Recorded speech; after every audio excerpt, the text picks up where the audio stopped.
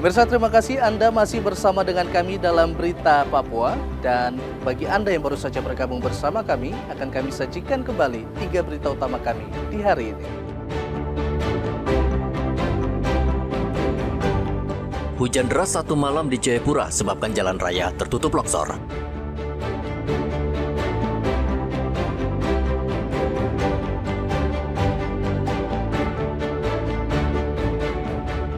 BPOM temukan 11 lokasi di Jayapura menjual makanan kedaluarsa.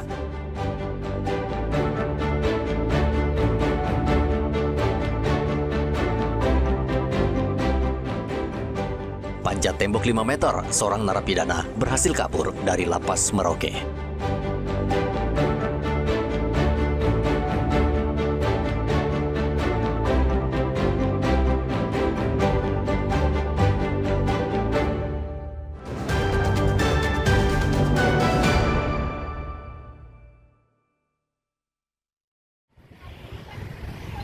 Komisi Nasional Hak Asasi Manusia Perwakilan Papua mencatat terjadi 116 kasus kekerasan kelompok kriminal bersenjata di wilayah Papua selama periode Januari hingga Desember 2025.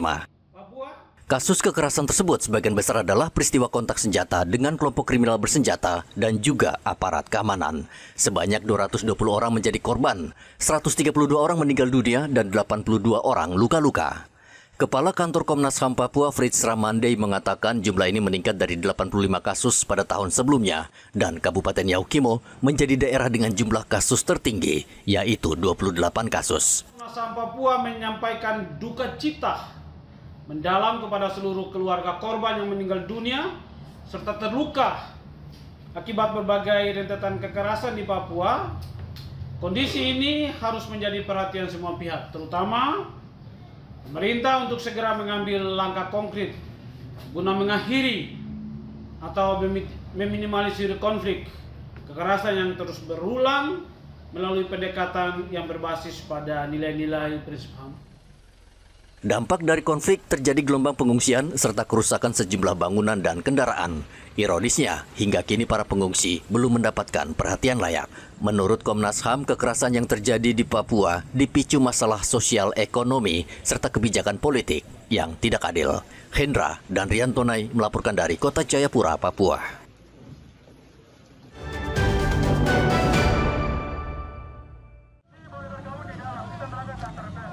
Hari Hak Asasi Manusia yang jatuh pada tanggal 10 Desember 2025 di Timika, Papua Tengah diwarnai aksi unjuk rasa yang dilakukan sekelompok warga.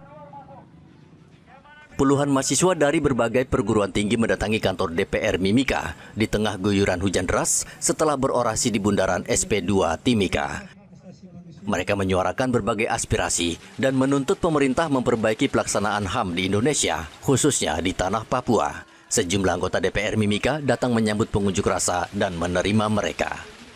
Pertikaian penembakan seperti terjadi di Intan Jaya yang berdekatan dengan Blok Wagu,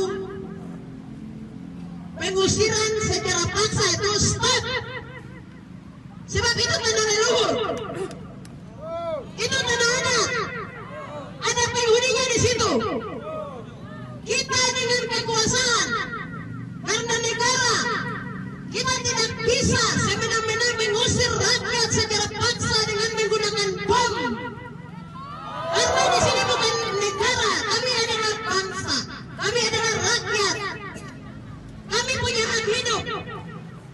Selain di Mimika, unjuk rasa juga di Kota Jayapura. Komite Nasional Papua Barat dan Solidaritas Mahasiswa Papua menggelar unjuk rasa di sejumlah lokasi di Jayapura. Pendemo mulai berkumpul di 4 lokasi, di depan Gapura Uncen, Expo Waena, Lingkaran AB Pura, dan di Perumnas 3 Waena. Pengunjuk rasa mendesak Dewan HAM PBB untuk menyelidiki pelanggaran HAM berat di Papua Barat dan menuntut Indonesia bertanggung jawab atas pelanggaran HAM berat selama 64 tahun di Papua. Meskipun unjuk rasa tidak mendapatkan izin, namun berjalan aman dan tertib. Setelah menyampaikan orasi, puluhan kelompok massa ini membubarkan diri dengan tertib. Igo dan Arthur melaporkan dari Mimika dan Kota Jayapura.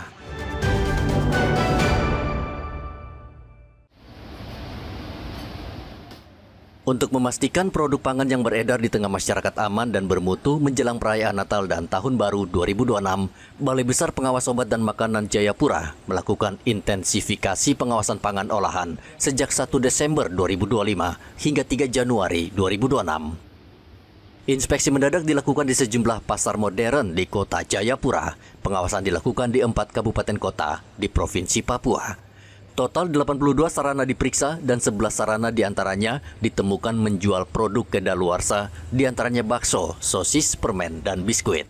Nilai ekonomi produk yang disita BPOM mencapai 5 juta rupiah. Yang diperjualbelikan itu memenuhi syarat, baik dari segi expirednya, kemudian tidak rusak, dan izin edarnya ada. Bahkan yang kita lihat juga labelnya seperti apa. Temuan itu kita sisihkan, kita nanti akan kita dimusnahkan untuk memastikan bahwa tidak ada produk-produk pangan. Dan juga kita juga periksa, lakukan pemeriksaan ke gudang. Ternyata ada beberapa prosedur yang tidak sesuai, di mana produk pangan atau food masih dicampur dengan produk non-food.